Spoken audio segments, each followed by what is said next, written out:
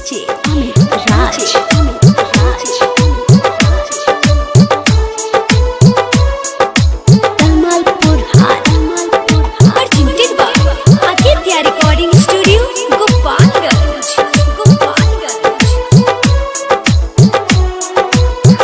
सुनो ये गुलई से दिल हर गईनी हम क्यों करा खातिर छोड़नी सब वो हमरे के छोड़लस बेर हम नाम हट सिलावा हो नाम हट सिलावा हो नाम हट सिलावा हो कि झूठे कोइलस प्यार के लीलावा हो। सुनो ये गुलई से दिल हर गईनी हम क्यों करा खातिर छोड़नी सब वो हमरे के छोड़लस बेर हम नाम हट सिलावा हो नाम हट सिलावा हो नाम हट सिलावा हो कि झूठे कोइलस प्यार के लीलावा हो। डीजे अमित राज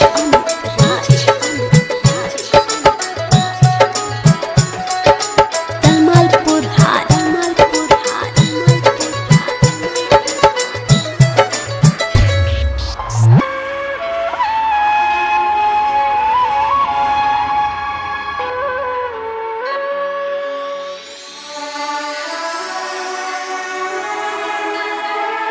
कहाँ जाई मंजिल खो गइल दिल के टुकड़ा टुकड़ा हो गइल मनवा कोई के थोर देखे अखिया में लोर उ तो दूसरा के बहिया में सो गइल।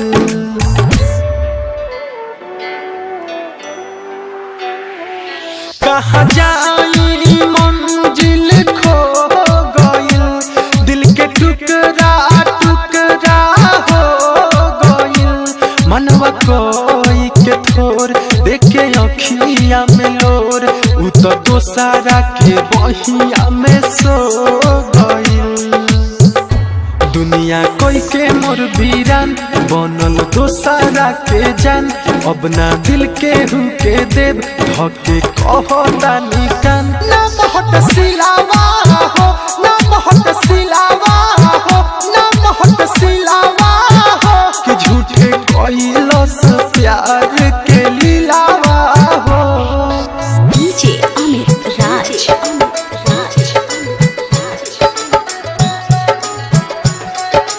तलमालपुर हाट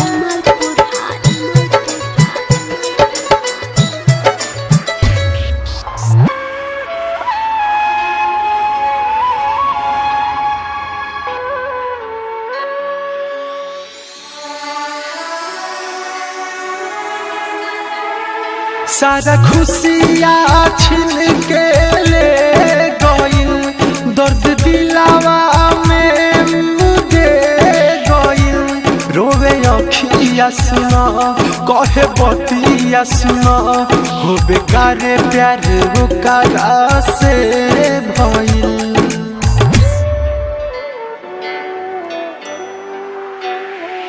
सारा खुशियाँ छीन के ले दर्द दिलावा में मुझे गइल रोवे अखिया सुनो कहे बतिया सुनो हो बेकार प्यार ओकरा से भइल।